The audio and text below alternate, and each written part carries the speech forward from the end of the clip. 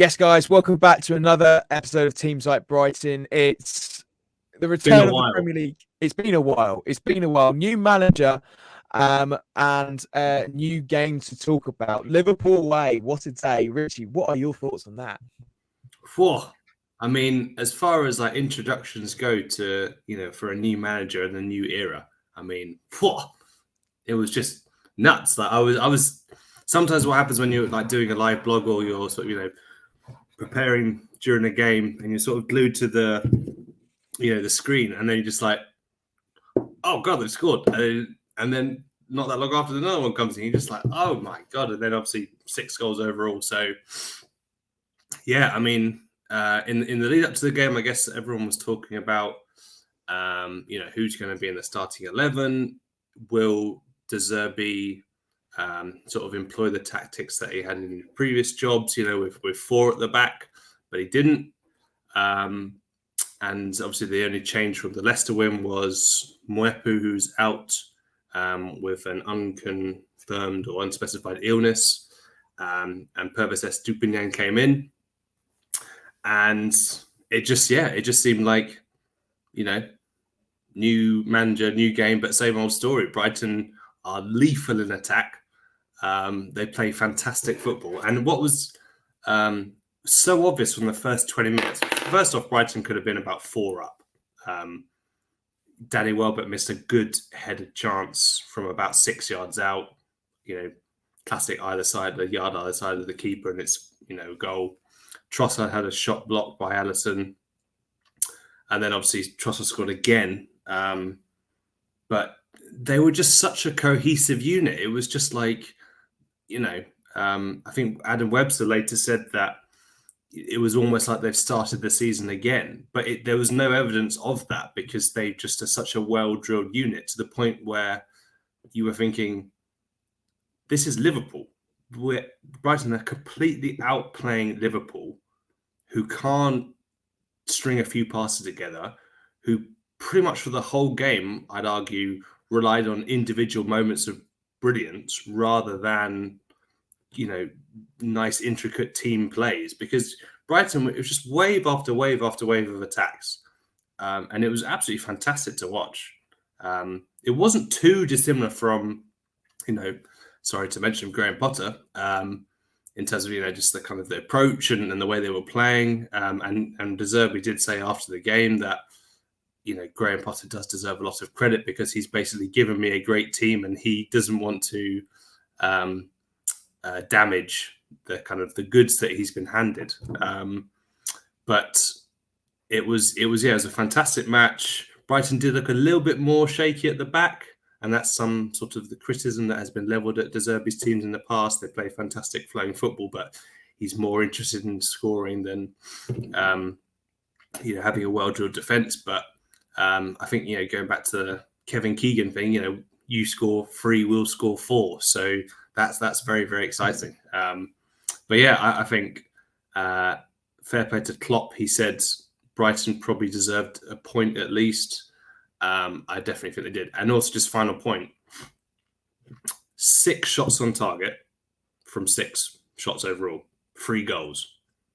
I mean, if that is a sign of the new De Zerbi era, then they can just get rid of that kings of expected goals thing and are just clinical. I mean, I'm all for that. And yeah, I mean, they could have been out of sight. So many positives to take away from the game. To go to Liverpool in your first match as the manager is a huge ask, and they looked very, very comfortable. And also, just real credit to Brighton for showing that fight. To be brave and courageous to come back from 3-2 down when other teams might have had, their heads might have dropped. They might have thought, the floodgates could open, but they came back, and Matoma was great off the bench and gave them some fresh impetus. And for me, just a final point, sorry. Near the end, in the 83rd minute, Brighton are playing a number of kind of short passes at the back between Duncan, I think, Caicedo and Webster. And there's a pass when Dunk just doesn't look, but he just plays it to Webster. And Mo Salah, of all people, is running in, hurtling in towards him. You're thinking, oh God, this is going to be intercepted, 4-2, game over. But Webster like feints one way, draws in Salah, just completely doesn't, makes him look foolish, just lets the ball roll across his body, and then helps start the attack that leads to the goal. And for me, like De Zerbi said, I don't know if I'm a good manager, but I'm a brave manager. And for me, that just typified how courageous Brighton are. They will not be cowed by the opposition in terms of the illustrious players. They will take the game to you, and you better be able to deal with it. And for long periods, Liverpool didn't. So, very, very impressive going forward. Obviously, it's hard to keep Liverpool quiet with the players they had. But, a very, very well-earned point, to say the least. What about you?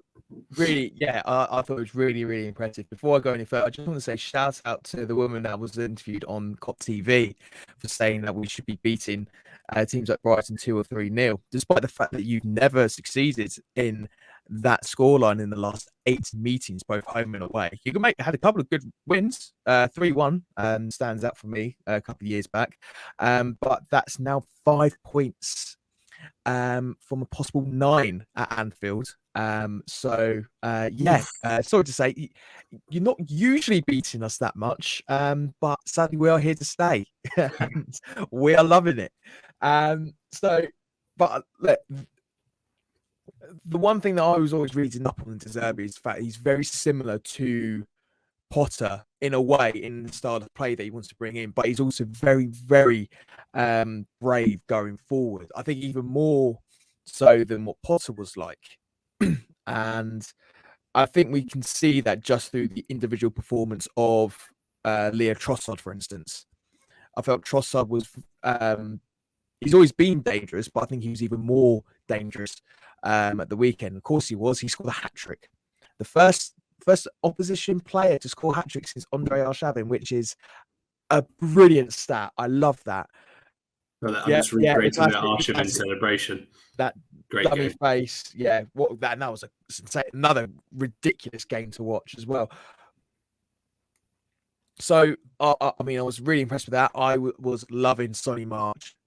All hail Solly March. Like, all the haters before, like, I hope you're keeping your mouth firmly shut, because Solly March is sensational. There was talk about him in social media about how he's quite similar to a certain player, Sassuolo, who De Zerbi transformed into a sensational player. And I think we're seeing that similarity with March. Was it Berardi or something? Or Berardi, that's it. And I'm really enjoying the way, again, March is just molded in. All the players really have just literally just dived in and they've taken it like a duck to water. So I'm really excited to see what he has in store. We've got another big fixture coming up, Spurs at home. Antonio Conte will want his side to respond quickly after their North London derby defeat. But I'm very much looking forward to 2 very theatrical Italian managers going at loggerheads with each other. I'm really excited for what I'm seeing here, and even more excited. And I don't know, I'm sure you've probably seen this as well, Richie. Apparently, Tony Bloom has said that he will back De Zerbi in the January transfer window, despite the fact that he hates the January transfer window, which I find very interesting. He's clearly looking for funds because he went on to win a $360,000 poker tournament. I don't know what that will get you in today's market, but still, every little helps. Every penny helps. Maybe like a hidden talent from the 4th division of Swedish football. Yeah, we get a very Brighton classic signing. In Brighton. 7 years, he'll be world class. Who knows? He knows. But yeah, so really, I'm just loving what I'm seeing at the moment. Really am, and I do enjoy the fact that 2 of De Zerbi's coaching staff members are actually fitness coaches, so you can tell that they're going to be going through very much rigorous training sessions over in Lansing. I'm just loving life now, Richie. I'm just loving it. I didn't know what to expect at Liverpool. I certainly didn't expect that. And it's a classic. I'll take the draw, and how we did it as well was superb as well. I mean, getting an equaliser in front of the Kop is always an iconic moment, and the way De Zerbi was celebrating afterwards is that's one for the ages. Yes, exactly. Just there going like, oh, he's loving life, right on the pitch, going for it. I cannot wait for what we have in the De Zerbi era. So really, really looking forward to that. So, I mean, I don't know what else to talk about, really, about just the beauty of De Zerbi. He's making himself known. He's clearly a big fan of Donatello. Been pictured it a few times already, which is great. But can I just address the crime that has been had so far by you, Richie? Never been to Donatello. Well, I'm not a Brighton lad, you know. I've literally pretty much the only times I've been to Brighton is to the train station, then I get the train to Falmer, and then I just go to Lancing for the training ground. I've rarely actually been into Brighton. Oh, Richie. But yeah, don't worry, it's on my list. I'll report back at some point. Maybe we go for a Donatello. Oh yeah, we'll go for a Teams Like Brighton podcast special at Donatello food review. So one thing I want to add, the Brighton fans were on really good form. There was frequent chants of "Where's your famous atmosphere," which is true because this is the second time I've been to Anfield, and I've been disappointed with, the kind of the reputation precedes them, and it was quiet a lot of the time. Sing when you're winning, or sing when you score type thing. I enjoyed the chant, somewhat besmirching what's he called, Nunes, saying he's a bleep Andy Carroll. There was some really good chant. Graham Potter, something up your back end. There was some, yeah, they were on good form. And yeah, obviously to see a hat trick from Leandro Trossard, as you say, it wasn't the first time since 2009. They were on pretty good form and definitely outsung on large occasions, Liverpool's fans. So credit to them. Just a little ad there. And safe to say, De Zerbi as well. He's got a few entertaining fixtures along the way. He's got Tottenham at home, Chelsea at home as well later on. Got Brentford away to look forward to all this month, and it'll be interesting to see how De Zerbi lines up against Graham Potter's new employers, and it'll be interesting to see as well how Potter will be welcomed when he comes back to the Amex. I think the atmosphere there is going to be one to remember, shall we say? But yeah. We don't have to worry about talking about him. We've got De Zerbi on our side, and personally, I'm loving life. Richie, what else is there to talk about? So I thought there was. Should we talk about Spurs? Yeah. So there's no. So I just on De Zerbi. So he obviously gave his first post-match press conference at his Brighton boss. He said things like it was a crazy game, happy and proud for his players. He did say that I think they had 46% of possession, but he said going forward, they have to retain the ball better and keep the ball better and dominate games. I think he says the team that does this the best in Premier League is, surprise, surprise, Man City. But so he set his stall out on what he wants from his team. I think he spoke in the week running up to the game that he said Dunk, Webster and Veltman are his most important players. And he wants them to have even more of the ball, even though Dunk and Webster are actually, I believe, have had more of the ball than any other player in Brighton's squad team this season, in terms of more touches, more carries with the ball. So the similarities you talked about from Graham Potter, they like to bring the ball out from the back, but we could even see more of that, and potentially dropping deep to invite the press from the other team. So there could be a few more heart in the mouth moments of, oh God, don't pass it there. But then, just trying to beat the press, a little bit like a Conte in some areas. But Lewis Dunk said, it will be a transition period, so we'll work as hard as we can to bring his style into the play. It's been enjoyable so far. It will take time to perfect, but we will make sure we do. There's a nice little moment at the end when De Zerbi sort of did a mixture of English and then Italian with the help of his translator. And then at the end, he said, he basically spoke to the journalist in the room and said, I'm sorry for my English. The next time I'm in Liverpool, I will speak better. But even in the space of a couple of weeks, I do think it seems as if he's more confident speaking English already. So I think, potentially after the World Cup, so when play resumes in, I guess, late December, January time, I wouldn't be surprised if he was speaking fluent English. I've seen reports that he's wanting to do lessons every single day, but that could, get in the way of the coaching job. That's a really good sign of just how enthusiastic he is to really be able to communicate with, the squad and the press in English. And then there was one comment in particular that I just thought just oozed class, just like a real sense of perspective, the mark of the man. He said after, obviously, the 3-0 draw with Liverpool, I'm just thinking about what happened a couple of months ago and where I was in February. I was sure today we could play a very good game. I'm very proud of being the head coach of Brighton, but my thoughts still go to Shakhtar Donetsk, my former club, and all of the Ukrainian people. And you just like, it's just, you can't help but warm to the guy. Yeah, exactly. You really warm to the guy. It's just a very impressive statement. And,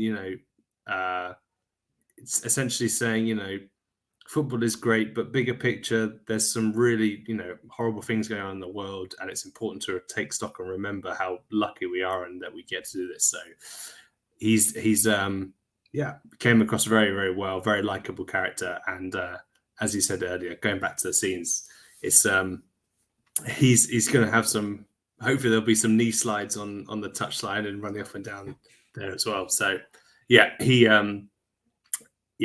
big plus to him. He certainly deserves lots of good support.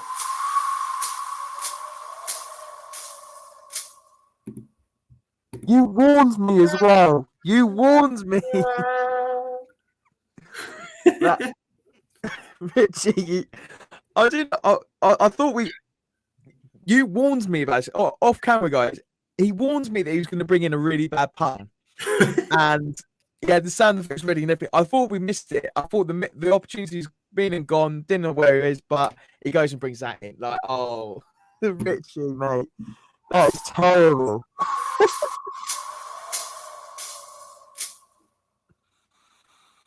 Give it a fun.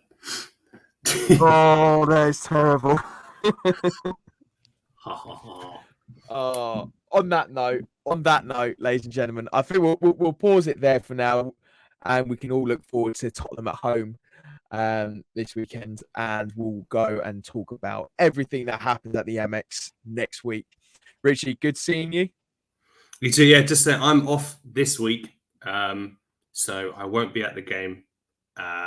So you'll have to fill me in next week about what happened, because I'm currently doing a social media freeze hiatus. Nice to get away for a bit. So yes, hopefully I'll come back and Brighton will still be in the top 4.